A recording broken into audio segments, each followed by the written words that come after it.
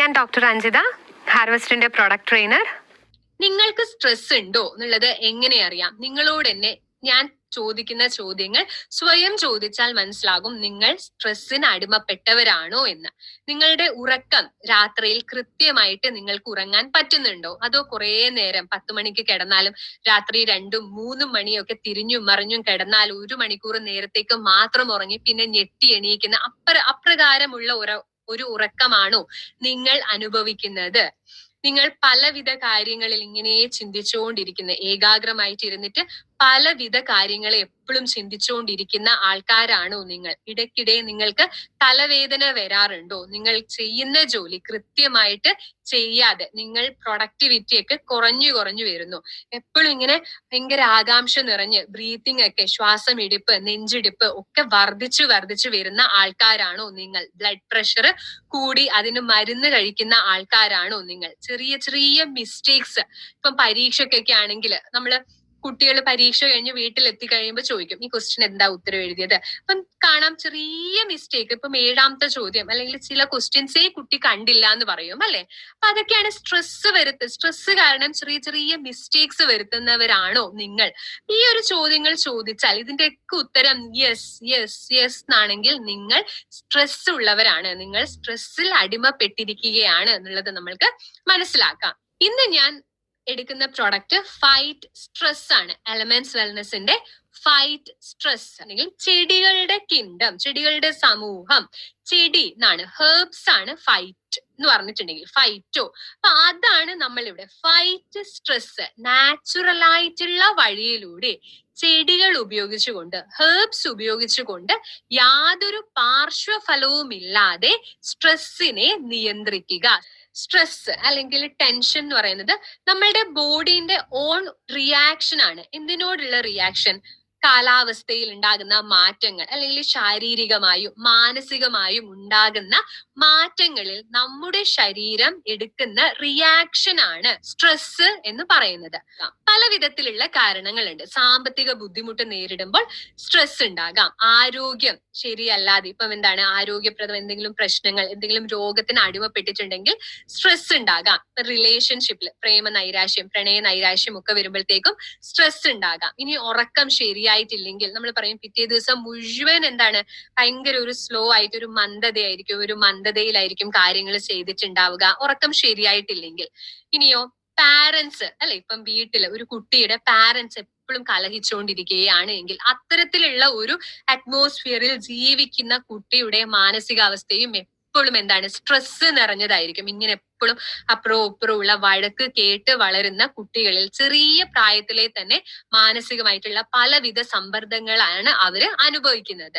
ഇനി ഓരോരോ ആൾക്കാരുടെ പേഴ്സണാലിറ്റി വൈസ്, എന്നെ കാണാൻ ഒരു ഭംഗിയില്ല, അല്ലെങ്കിൽ ഒരുപാട് മുടി കൊഴിയുന്ന ആൾക്കാരാണെങ്കിലും മുടി കൊഴിയുന്ന ആൾക്കാർ എന്ത് വിചാരിക്കും, മുടി നരയ്ക്കുന്ന ആൾക്കാർ, ഇപ്പൊ 20 വയസ്സുള്ള ഒരു പയ്യന് മുടി നരയ്ക്കുന്ന, അയ്യോ ഞാൻ എങ്ങനെയാണ് ഫേസ് ചെയ്യുക ബാക്കിയുള്ള ആൾക്കാരെ, തുടങ്ങിയ ചിന്തകൾ കൊണ്ട് ഭയങ്കരത്തിൽ ഉണ്ടാകുന്ന എന്താണ്, സ്ട്രെസ്. അതുപോലെ തന്നെ ജോലി സംബന്ധമായിട്ടുള്ള ഒരു സ്ട്രെസ്. ഇതൊക്കെ എന്താണ്, കുറച്ച് കാരണങ്ങളാണ്. ഇനിയും അനവധി കാരണങ്ങളുണ്ട് സ്ട്രെസ് ഉണ്ടാവാനായിട്ടുള്ളത്. ദീർഘകാലമായിട്ട് സ്ട്രെസ് ഉണ്ടാവുമ്പോൾ തന്നെ എന്ത് സംഭവിക്കും? രോഗപ്രതിരോധ ശേഷിയെ തകിടം മറിക്കുന്നത് സ്ട്രെസ് എന്ന് പറയുന്നത്. ഇനി രണ്ടാമത്തേതായിട്ട് നമ്മളുടെ BP അല്ലെ, ഹൃദയ സംബന്ധമായിട്ടുള്ള രോഗങ്ങളൊക്കെ എപ്പോഴും കൂടിക്കൊണ്ടിരിക്കും. എപ്പോഴും ആൻസൈറ്റി ആയിരിക്കും, ആകാംക്ഷയായിരിക്കും, എപ്പോഴും ഡിപ്രഷൻ ആയിരിക്കും. ഒന്നും നടക്കില്ല, ഫുൾ നെഗറ്റീവ് തോട്ട്സ് ആയിരിക്കും ഉണ്ടാവുക. എനർജി ലെവലൊക്കെ ഭയങ്കര ലോ ആയിട്ട് എന്നെ കൊണ്ട് ഒന്നും പറ്റില്ല എന്നുള്ള ചിന്തകളൊക്കെ വന്ന് ഫുൾ നെഗറ്റീവ് തോട്ട്സ് ഒക്കെ വരുന്നു. ഇതൊക്കെയാണ് എഫക്റ്റ്. സ്ട്രെസ് പരിധി വിട്ട് കൂടുകയാണ് എങ്കിൽ. ഇനി സ്ട്രെസ് ഉണ്ടാകുന്നത് എങ്ങനെയാണ്? സ്ട്രെസ് ശരിക്കും ഉണ്ടാകുന്നത്, അതിൽ ഒരുപാട് ഹോർമോൺസിന്റെ പങ്കാണ് അതിൽ ഉള്ളത്. ഏറ്റവും പ്രധാനമായിട്ടുള്ളതാണ് കോർട്ടിസോൾ എന്ന് പറയുന്ന ഹോർമോൺ. കോർട്ടിസോൾ നമ്മളുടെ എപ്പോഴൊക്കെ സ്ട്രെസ് അനുഭവപ്പെടുന്നോ, മാനസിക സമ്മർദ്ദം ഉണ്ടാകുന്നോ, ബ്രെയിനിലേക്ക് സിഗ്നൽ പോവും. അപ്പൊ കോർട്ടിസോൾ എന്ന് പറയുന്ന ഹോർമോൺ ആണ് റിലീസ് ആവുന്നത്. ആ കോർട്ടിസോൾ ആണ് നമ്മളുടെ രോഗപ്രതിരോധ ശേഷിയെ കുറയ്ക്കുന്നത്, അതേപോലെ തന്നെ നമ്മളുടെ ബ്ലഡ് പ്രഷർ കൂട്ടുന്നത്, മെമ്മറി പവർ കുറയ്ക്കുന്നത്. ഇപ്പൊ കുട്ടികൾക്കൊക്കെ ഒരുപാട് ടെൻഷൻ വരുമ്പോഴത്തേക്കും പഠിച്ച കാര്യങ്ങളൊക്കെ കുട്ടികൾ മറന്നു പോകുന്നുണ്ട്. അതുപോലെ തന്നെ ടെമ്പറേച്ചറിൽ ഉണ്ടാകുന്ന വർധനവ്, വേദനയൊന്നും അറിയാതെ ഇരിക്കുന്നത്, ഇത്തരത്തിലുള്ള ലക്ഷണങ്ങളൊക്കെ കാണുന്നത് കോർട്ടിസോളിന്റെ ഇൻക്രീസിലാണ്, അളവിൽ ഉണ്ടാകുന്ന വർധനവിലാണ്. ഇനി ഇതിനെതിരെ പ്രവർത്തിക്കുന്നതായിട്ടുള്ള ഹോർമോണാണ്, അതായത് നമ്മൾക്ക് സന്തോഷം വരുന്ന സമയത്ത് ഉൽപ്പാദിപ്പിക്കപ്പെടുന്ന ഹോർമോണാണ് ഓക്സിറ്റോസിൻ എന്ന് പറയുന്നത്. അപ്പൊ നമ്മൾക്ക് എന്താണ് വേണ്ടത്? കോർട്ടിസോളിന്റെ അളവ് കുറയ്ക്കുകയും നല്ല ഹോർമോൺ, നമ്മൾക്ക് സന്തോഷം വരുമ്പോൾ ഉണ്ടാകേണ്ട ഓക്സിറ്റോസിന്റെ അളവ് കൂട്ടുകയുമാണ് വേണ്ടത്. ഇപ്പം മാർക്കറ്റിൽ, വിപണിയിൽ ഒരുപാട് സ്ട്രെസ് മാനേജ് ചെയ്യാൻ വേണ്ടിയിട്ടുള്ള ഒരുപാട് മെഡിസിൻസ് നമ്മൾക്ക് ലഭ്യമാണ്. അതൊക്കെ എന്താണ് ചെയ്യുന്നത്? ഒരു അഡിക്റ്റീവ് ആയിട്ടുള്ള ഒരു ഹാബിറ്റ്, അല്ലെ, ഒരു അഡിക്ഷൻ നമ്മളിൽ ഉണ്ടാക്കുകയാണ്. ഇപ്പം ദീർഘകാലങ്ങളായിട്ട് സ്ട്രെസ്സിന് വേണ്ടി ഒരു മരുന്ന് എടുത്തുകൊണ്ടിരിക്കുന്ന ആൾക്കാർക്ക് ആ മരുന്നില്ലാതെ പിന്നെ ജീവിക്കാൻ പറ്റാത്തൊരവസ്ഥ. ഇപ്പൊ ഉറക്ക ഗുളിക കഴിക്കുന്നവര്, ഒരു 3 മാസമായി ഉറക്ക ഗുളിക കഴിക്കുന്നവര് പിന്നീടുള്ള മാസങ്ങളിൽ ഉറക്കം ശരിയാണോ എന്ന് നോക്കാൻ പോലും അവര് ആഗ്രഹിക്കുന്നില്ല. അതെന്താണ്? ആ ഒരു അഡിക്ഷൻ സ്വഭാവമാണ് അവരിൽ ഉണ്ടാകുന്നത്. അതുപോലെ തന്നെ ദീർഘകാലങ്ങളായിട്ട് ഈ പറയുന്ന സ്ട്രെസ്സിനുള്ള ഡിപ്രസൻസ്, ആന്റി ഡിപ്രസൻസ് പോലുള്ള മെഡിസിൻസ് ഒക്കെ കഴിക്കുന്നത് വഴി പല വിധത്തിലുള്ള ഓർഗൻസിന്റെ തകരാറിലേക്കാണ് അത് കൊണ്ടുപോകുന്നത്. അടഞ്ഞിരിക്കുന്ന വാതില് നോക്കിക്കൊണ്ടിരിക്കാതെ തുറന്നിരിക്കുന്ന വാതിലുകൾ, പുതിയ ഓപ്പർച്യൂണിറ്റീസിലാണ് നമ്മൾ നോക്കേണ്ടത്. അപ്പൊ അങ്ങനെ നോക്കാനായിട്ട് സ്ട്രെസ് ടോളറൻസ് ശക്തിയാണ് നമ്മളിൽ, അല്ലെ, ഉണ്ടാകേണ്ടത്. അതിനായിട്ടുള്ളതാണ് നമ്മൾ നേരത്തെ പറഞ്ഞതുപോലെ ഒരുപാട് മെഡിസിൻസിന് അഡിക്റ്റീവ് ആയിട്ടുള്ള നേച്ചർ സ്വഭാവമാണുള്ളത്. അതിനൊക്കെ എതിരെയായിട്ട് ഫൈറ്റ്, അല്ലെ, തീർത്തും പ്ലാന്റ്സ്, ഔഷധങ്ങൾ, നാച്ചുറൽ ആയിട്ടുള്ള ഔഷധങ്ങൾ, ചെടികൾ ഉപയോഗിച്ചുകൊണ്ട് നിർമ്മിച്ചിട്ടുള്ള ഒരു പ്രൊഡക്റ്റ് ആണ് നമ്മളുടെ എലമെന്റ്സ് വെൽനസിന്റെ ഫൈറ്റ് സ്ട്രെസ് എന്ന് പറയുന്നത്. യാതൊരു വിധത്തിലുള്ള പാർശ്വഫലങ്ങളും ഒന്നുമില്ലാത്തതായിട്ടുള്ള ഫൈറ്റ് സ്ട്രെസ്. ഇനി ഇത് എപ്രകാരമാണ് പ്രവർത്തിക്കുന്നത്, ഇതിൽ ഏതൊക്കെ ഔഷധം കൂട്ടാണ് ഉള്ളത് എന്ന് നോക്കാം. ആദ്യമായിട്ടുള്ളതാണ് അമുക്കുരു. അമുക്കുരു എന്ന് പറയുന്നത് നമ്മളുടെ സ്ട്രെസ് ടോളറൻസ് ശക്തി, സ്ട്രെസ്സിനെ നേരിടാനായിട്ടുള്ള ആ ഒരു ശക്തിയിൽ വർധനവ് ഉണ്ടാക്കാനുള്ള സഹായിക്കുന്നതാണ് അമുക്കുരു എന്ന് പറയുന്നത്. അതുപോലെ തന്നെ കോർട്ടിസോളിന്റെ അളവ് കുറയ്ക്കാനും സഹായിക്കുന്നതാണ്. അതുപോലെ തന്നെ ഷുഗറിന്റെ അളവ് കുറയ്ക്കുന്നതിൽ സഹായിക്കുന്നതാണ്. അതേപോലെ നമ്മളുടെ മനസ്സിനെ ഏകാഗ്രമാക്കി കൃത്യമായിട്ട് ഒരു കാര്യത്തിൽ കോൺസെൻട്രേറ്റ് ചെയ്യാനായിട്ടും കൂടി സഹായിക്കുന്നത്. ചുരുക്കി പറഞ്ഞ അമുക്കുരു തീർത്തും നമ്മളുടെ ബ്രെയിനിലേക്ക് ചെന്നിട്ട്, ബ്രെയിൻ ടോണിക് ആണ് അമുക്കുരു, ബ്രെയിനിൽ ചെന്ന് പ്രവർത്തിക്കുന്ന ഒരു ഔഷധമാണ് അമുക്കുരു. അടുത്തതായിട്ടുള്ളതാണ് തുളസി. തുളസി നമുക്കറിയാം ആന്റി ഇൻഫെക്റ്റീവ് ആണ്, അല്ലെ, ഇൻഫെക്ഷൻസിനെതിരെ പ്രവർത്തിക്കുന്നതാണ്, നമ്മളുടെ മനസ്സ് കാമായിട്ട് നിർത്തുന്നതാണ്. പണ്ട് മുതലേ വീടുകളിലെല്ലാം തുളസിത്തറയുണ്ട്, അല്ലെ, വീടിന്റെ മുറ്റത്തായിട്ട് തുളസിത്തറ, തുമ്പ, കണിക്കൊന്ന മുതലായ ഔഷധങ്ങളൊക്കെ വീടിന്റെ മുറ്റത്തുണ്ട്. ഇതിന്റെ ശരിക്കും പറഞ്ഞാൽ എന്താണ് ഗുണം? വീടിന്റെ മുറ്റത്ത് തന്നെ ഒരു തുളസിത്തറ വെക്കുന്നതിന്റെ ഗുണം എന്താണ്? ആ ഒരു തുളസിത്തറ, അത് തട്ടി വരുന്ന കാറ്റ് നമ്മൾ ശ്വസിക്കുമ്പോൾ സ്വാഭാവികമായിട്ടും നമ്മളുടെ മനസ്സിനെ അത് റിലാക്സ് ചെയ്യും. അപ്പൊ നമ്മളുടെ മനസ്സിന് ശക്തി തരുന്ന ആ ഒരു കഴിവാണ് ഈ തുളസിക്ക് ഉള്ളത്. അതുകൊണ്ടാണ് ശരിക്കും പറഞ്ഞാൽ പണ്ട് മുതലേ എല്ലാ വീടുകളിന്റെയും മുറ്റത്തായിട്ട് തുളസിത്തറയൊക്കെ വെച്ചിരുന്നത്. അത് തട്ടി വരുന്ന തുമ്പയിലും തുളസിയിലും കണിക്കൊന്നയിലും ഒക്കെ തട്ടി വരുന്ന കാറ്റ് നമ്മൾ ശ്വസിക്കുകയാണെങ്കിൽ നമുക്ക് ഓവറോൾ ഒരു നമ്മളുടെ മനസ്സിനെയൊക്കെ റിലാക്സ് ചെയ്യുന്നതിലും ഒക്കെ വളരെ പ്രധാനമായിട്ടുള്ള ഒരു കർമ്മമാണ് അത് നിർവഹിക്കുന്നത്. അടുത്തതായിട്ടുള്ളതാണ് ചിറ്റമൃത്. അമൃതിന് തുല്യമായിട്ടുള്ള ഒരു ഔഷധമാണ് ചിറ്റമൃത്. നമ്മളുടെ ഇമ്മ്യൂണിറ്റി പവർ കൂട്ടാനും അതുപോലെ തന്നെ നമ്മളുടെ ഹൃദയത്തിന്റെ സ്ട്രെങ്ത്, ഹൃദയത്തിന്റെ സംരക്ഷണം കൂടി ഉറപ്പുവരുത്തുന്ന ഒരു ഔഷധമാണ് ചിറ്റമൃത്. അടുത്തത് പിപ്പലി എന്ന് പറയുന്നത്. പിപ്പലി കുറച്ചുകൂടി നമ്മളുടെ ദഹന പ്രക്രിയ, പാചന കർമ്മങ്ങളൊക്കെ കൃത്യമാക്കിയിട്ട് കൊണ്ടുപോകാനായിട്ടുള്ളതാണ്. ഇമ്മ്യൂണോ 3+ പറഞ്ഞപ്പം ഞാൻ പറഞ്ഞിരുന്നു ഒരു രോഗിയെ പറ്റിയിട്ട്.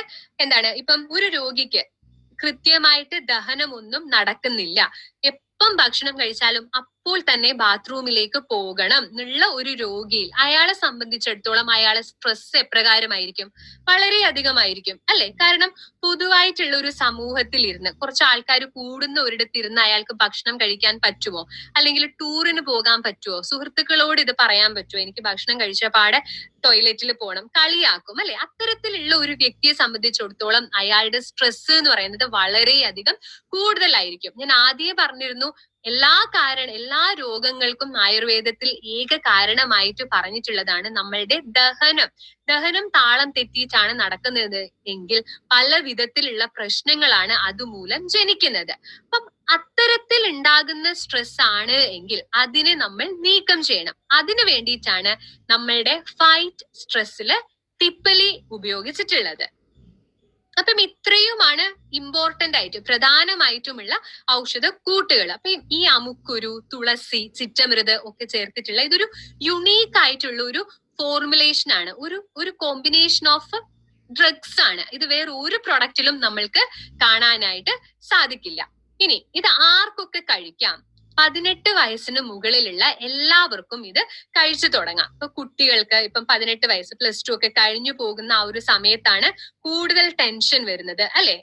ഇനിയും പിന്നീട് നമ്മൾ എടുക്കുന്ന ആ ഒരു പഠനത്തെ ആശ്രയിച്ചിരിക്കും നമ്മൾ കിട്ടാൻ പോകുന്ന ജോലിയും ഒക്കെ. MBBS വേണോ, എഞ്ചിനീയറിംഗ് വേണോ, എൻട്രൻസ് എന്ന് പറയുന്നത് ഏറ്റവും വലിയൊരു പ്രഷറാണ് +2 കഴിഞ്ഞു വരുമ്പോഴത്തേക്കും. അപ്പൊ ഞാൻ പറയുകയാണെങ്കിൽ ഈ +2 ഒക്കെ കഴിഞ്ഞു 18 വയസ്സൊക്കെ കഴിഞ്ഞുള്ള ആ ഒരു കുട്ടികൾക്കും കഴിക്കണം, അതേപോലെ തന്നെ മാതാപിതാക്കൾക്കും കൂടി കഴിക്കണം എന്ന് പറയും. ഇല്ല, എന്താന്ന് വെച്ചാൽ ആ കുട്ടിക്ക് ഉണ്ടാകുന്ന സ്ട്രെസ്സിന്റെ ഏറ്റവും വലിയൊരു പങ്ക് വഹിക്കുന്നത് മാതാപിതാക്കളാണ്.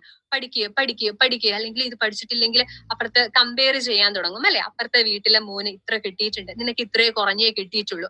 ഇത്തരത്തിൽ ഇങ്ങനെ സ്ട്രെസ് നിറഞ്ഞ ഒരു അന്തരീക്ഷം സൃഷ്ടിക്കുകയാണെങ്കിൽ ആ കുട്ടിയിൽ ഒരുപാട് സ്ട്രെസ് ആണ് ഉണ്ടാകുന്നത്. അത്തരത്തിലാണ് സൂയിസൈഡൽ മനോഭാവമൊക്കെ, ആത്മഹത്യാ പ്രവണതയൊക്കെ ഏറ്റവും കൂടിക്കൊണ്ടിരിക്കുകയാണ്. അതുകൊണ്ട് തന്നെ നമുക്ക് ഓരോ മുക്കിലും മൂലയിലും ഇന്ന് കൗൺസിലിംഗ് സെന്റേഴ്സ് കാണാനായിട്ട് സാധിക്കും അല്ലെ? ഇത്തരത്തിലുള്ള ആൾക്കാർക്ക്, അതുപോലെ തന്നെ ഉറക്കം കൃത്യമായിട്ട് നടക്കാത്ത ആൾക്കാരില്, ഓരോരോ ജോലിയൊന്നും കൃത്യമായിട്ട് ചെയ്യാൻ പറ്റാത്ത ആൾക്കാരിലും ഒക്കെ നമ്മൾക്കിത് സജസ്റ്റ് ചെയ്യാവുന്ന ഒന്നാണ്. ഏറ്റവും പ്രധാനമായിട്ടുള്ള ഒരു കാര്യം, ഇത് എന്താണ്, ഒരു മാന്ത്രിക ദണ്ഡല്ല. ഇതൊന്നിങ്ങനെ വീശിയാൽ തന്നെ നിങ്ങളുടെ സ്ട്രെസ് കംപ്ലീറ്റ് പോകും എന്ന് നമ്മൾക്ക് ഒരാളോടും പറയരുത്. ഈ പ്രോഡക്റ്റ് കഴിക്കുന്നതോടൊപ്പം തന്നെ പാലിക്കേണ്ടതായിട്ടുള്ള 4 കാര്യങ്ങളാണ് DELA, ഡെല്ല എന്നുള്ളൊരു കോഡ് വാക്കിലൂടെ നിങ്ങൾ ഓർക്കേണ്ടതായിട്ടുള്ളത്. ഡി എന്ന് പറഞ്ഞിട്ടുണ്ടെങ്കിൽ നമ്മൾ കഴിക്കുന്ന ഭക്ഷണം പറയും. സാത്വികമായിട്ടുള്ള ആഹാരങ്ങൾ കഴിച്ചിട്ടുണ്ടെങ്കിൽ സാത്വികമായിട്ടുള്ള ചിന്തകളാണ് വരിക എന്നുള്ളത്. പാല് അതൊക്കെ നമ്മളുടെ ഡയറ്റില് ഉൾപ്പെടുത്തുക. നല്ല നല്ല ആഹാരങ്ങൾ കഴിക്കുക. സാത്വികമായിട്ടുള്ള ഭക്ഷണങ്ങൾ കൂടുതലും ഉൾപ്പെടുത്തുക. പച്ചക്കറി, പഴവർഗ്ഗങ്ങളൊക്കെ ഉൾപ്പെടുത്തുക. എന്ന് പറഞ്ഞാൽ എക്സസൈസ് ചെയ്യുക. യോഗയും പ്രാണായാമവും ഒക്കെ ചെയ്യുക. പ്രാണായാമം, ബ്രീത്തിങ് എക്സസൈസ് ഒക്കെ ഒരുപാട് സഹായിക്കുന്നതാണ് നമ്മളുടെ മനസ്സിനെ കാം ചെയ്യാൻ വേണ്ടിയിട്ട്. ഇപ്പൊ പരീക്ഷാ പേടിയൊക്കെ ഉള്ള സമയത്തൊക്കെ ആണെങ്കിലും ഒരു ബ്രീത്തിങ് എക്സസൈസ് ചെയ്തിട്ടുണ്ടെങ്കിൽ ബ്രെയിനിലേക്ക് കൂടുതൽ കാര്യങ്ങൾ ഓർത്തെടുക്കാനുള്ള കഴിവും ഒക്കെ കൂടുതലായിട്ടൊക്കെ കണ്ടിട്ടുണ്ട്. എൽ എന്ന് പറഞ്ഞിട്ടുണ്ടെങ്കിൽ ലൈഫ് സ്റ്റൈൽ, നമ്മളുടെ ജീവിത ശൈലിയിൽ മാറ്റങ്ങൾ വരുത്തുക. നേരത്തെ ഞാൻ കഴിഞ്ഞ പ്രൊഡക്റ്റിൽ പറഞ്ഞതുപോലെ തന്നെ രാത്രി വളരെ വൈകി ഉറങ്ങി വളരെ വൈകി എണീക്കുന്നത്, അത്തരത്തിലുള്ള ശീലങ്ങളൊക്കെ ഒഴിവാക്കുക. നേരത്തെ കിടന്ന് നേരത്തെ എണീക്കുക. അത്തരത്തിലുള്ളതാണ് കൃത്യമായിട്ടുള്ള നല്ല ഒരു ദിനചര്യ, നല്ല ഒരു ജീവിത ശൈലി എന്ന് പറയുന്നത്. എന്ന് പറഞ്ഞാൽ ആയുർവേദിക് സൊല്യൂഷൻസ്, ആയുർവേദത്തിലുള്ള ഉപായങ്ങൾ ഒക്കെ ഉപയോഗിക്കുക. അതായത് നമ്മളുടെ ഇവിടെയാണെങ്കിൽ എലമെന്റ്സ് വെൽനെസിന്റെ പ്രൊഡക്റ്റ് ആയിട്ടുള്ള ഫൈറ്റ് സ്ട്രെസ് ഉപയോഗിക്കുക. അപ്പൊ ഫൈറ്റ് സ്ട്രെസ് ഒരു വ്യക്തിക്ക് നൽകുകയാണെങ്കിൽ ആളോട് ഡയറ്റ് കൺട്രോൾ ചെയ്യാൻ പറയണം. എക്സസൈസ്, പ്രാണായാമവും യോഗയും ഒക്കെ ശ്രദ്ധിക്കാൻ പറയണം. അതുപോലെ തന്നെ ജീവിതശൈലി കുറച്ച് മാറ്റങ്ങളൊക്കെയും വരുത്താനായിട്ട് ആ ആളോട് പറയേണ്ടത് ഏറ്റവും അത്യാവശ്യമായിട്ടുള്ള ഒരു കാര്യമാണ്. ഇനി ഇത് കൊടുക്കുമ്പോൾ ശ്രദ്ധിക്കേണ്ടതായിട്ടുള്ള കാര്യങ്ങൾ, ഇത് ഒരിക്കലും സിവിയർ ആയിട്ടുള്ള ഡിപ്രഷനിൽ ഇരിക്കുന്ന ആൾക്കാർക്ക് ഉള്ള ഒരു പ്രൊഡക്റ്റ് അല്ല. സിവിയർ ഡിപ്രഷൻ എന്ന് പറയുമ്പോൾ എപ്പോഴും വിഷാദത്തിൽ ഇരിക്കുന്നത് പലവിധ കാരണങ്ങൾ കൊണ്ടായിരിക്കും. ആൾക്കാരോട് സംസാരിക്കാൻ താല്പര്യമില്ല, എപ്പോഴും ഒറ്റയ്ക്ക് അടച്ചിട്ട ഒരു മുറിയിൽ ഇരിക്കാൻ ഇഷ്ടം, ഒന്നെങ്കിൽ എപ്പോഴും ചിരിച്ചുകൊണ്ടിരിക്കും. അതാണ് ബൈപോളാർ ഡിസോർഡർ എന്ന് പറയുന്നത്. എപ്പോഴും ചിരിച്ചുകൊണ്ടിരിക്കും, കുറച്ചു നേരം കഴിയുമ്പോൾ കരഞ്ഞുകൊണ്ടിരിക്കും. മൂഡ് സ്വിങ്സ് ഉള്ള ആൾക്കാര് നമ്മൾ തന്നെ പറയും ഇന്ന വ്യക്തിക്ക് മൂഡ് സ്വിങ് ഉണ്ട്. ചിലപ്പോൾ ആള് ഭയങ്കര സന്തോഷത്തിലായിരിക്കും, അടുത്ത സെക്കൻഡിൽ ഉണ്ടാവും വഴക്കും തെറിയൊക്കെ പറഞ്ഞുകൊണ്ടിരിക്കും. മൂഡ് സ്വിങ്സ് ഉള്ള ആൾക്കാർക്ക് അതും വളരെയധികം മൂർച്ഛിച്ച രീതിയിലുള്ളത് ബൈപോളാർ ഡിസോർഡേഴ്സിലൊക്കെ ഇത് ഒരിക്കലും കൊടുക്കാനായിട്ട് പാടില്ല. അത്തരത്തിലുള്ള ആൾക്കാരോട് എന്താണ് പറയേണ്ടത്? ഡോക്ടറെ കാണിക്കുക, കൗൺസിലിംഗ് എടുക്കുക. അത്തരത്തിൽ മാത്രമേ അതൊക്കെ മാറാനായിട്ട് പറ്റുകയുള്ളൂ. ഇനി നമ്മളുടെ എല്ലാ ക്യാപ്സ്യൂൾസും 100% ഗോൾഡൻ വെജിറ്റബിൾ ക്യാപ്സ്യൂൾസ് ആണ് നമ്മൾ ഉപയോഗിച്ചിട്ടുള്ളത്. ഈ വെജിറ്റബിൾ ക്യാപ്സ്യൂൾസിന് നോൺ വെജിറ്റേറിയൻ ക്യാപ്സ്യൂൾസിനെ അപേക്ഷിച്ച് 6 മടങ്ങാണ് അതിന്റെ വിലയിലുള്ള വർധനവ്, കോസ്റ്റ്ലിയർ എന്ന് പറയുന്നത്. ഇനി ഈ വെജിറ്റബിൾ ക്യാപ്സ്യൂൾസിന്റെ പ്രത്യേകതകൾ എന്തൊക്കെയാണ് നോക്കാം. വെജിറ്റബിൾ ക്യാപ്സ്യൂൾസിന്റെ മോയിസ്ചർ കണ്ടന്റ് അല്ലെങ്കിൽ നനവ് എന്ന് പറയുന്നത് വെറും ആവറേജ് എത്രയാണ്? 5% ഒക്കെയാണ് ഇതിന്റെ ഒരു അളവ് എന്ന് പറയുന്നത്. അതുകൊണ്ട് തന്നെ നനവ് കുറഞ്ഞിരിക്കുന്നിടത്താണ് ബാക്ടീരിയാസ് ഒക്കെ കുറച്ചായിട്ടേ ഉണ്ടാവുകയുള്ളൂ അല്ലെ. ഇപ്പം നനവ് നമുക്ക് തന്നെ അറിയാം. ഇപ്പം കുറെ കാലം പൂത്തിരിക്കുന്ന അല്ലെ, നനവുള്ള സ്ഥലത്താണ് പൂപ്പലും ഫംഗസും ഒക്കെ വരുന്നത്. അതേപോലെ തന്നെ ഹീറ്റിലൊക്കെ അമിതമായിട്ടുള്ള ചൂടിലൊന്നും ഇത് നശിച്ചു പോകാത്തതാണ് നമ്മളുടെ വെജിറ്റബിൾ ക്യാപ്സ്യൂൾസ് എന്ന് പറഞ്ഞിട്ടുള്ളത്. ഒരു യുണീക്ക് ആയിട്ടുള്ള ഒരു കോമ്പിനേഷനിലാണ് വന്നിട്ടുള്ള ഒരു പ്രൊഡക്റ്റ് ആണ് നമ്മളുടെ ഫൈറ്റ് സ്ട്രെസ്. അമുക്കുരു, തുളസി, ചിറ്റമൃത്, തിപ്പലി എന്നൊക്കെ പറഞ്ഞ ഈ ഒരു കൂട്ട് എന്ന് പറയുന്നത് നമ്മൾക്ക് വേറെ ഒരു പ്രൊഡക്റ്റിലും കാണാനായിട്ട് സാധിക്കില്ല. അന്താരാഷ്ട്ര മാർക്കറ്റിലേക്ക് എത്തേണ്ടത് ആ ഒരു സർട്ടിഫിക്കേഷൻ ആണ് ആയുഷ് പ്രീമിയം സർട്ടിഫിക്കേഷൻ. ആ സർട്ടിഫിക്കേഷൻ ആണ് നമ്മളുടെ പ്രൊഡക്ട്സിന് ഉള്ളത്. അതുപോലെ തന്നെ ഇതൊരു പേപ്പർ കട്ടിംഗ് ആണ്. 2013 ടൈംസ് ഓഫ് ഇന്ത്യയിൽ വന്നതാണ്. ഇതിൽ പറഞ്ഞിരിക്കുന്നതാണ് നിങ്ങൾ ആയുഷ് സർട്ടിഫിക്കേഷൻ, ആയുഷ് മാർക്കുള്ള ആയുർവേദ ഉൽപ്പന്നങ്ങൾ മാത്രമാണ് ഉപയോഗിക്കേണ്ടത് എന്ന്. അപ്പം നമ്മളുടെ എല്ലാ പ്രൊഡക്ട്സിനും എലമെന്റ്സ് വെൽനെസ്സിലുള്ളതിൽ എല്ലാത്തിലും ആയുഷ് പ്രീമിയം സർട്ടിഫിക്കേഷൻ അടങ്ങിയിട്ടുള്ളതാണ്.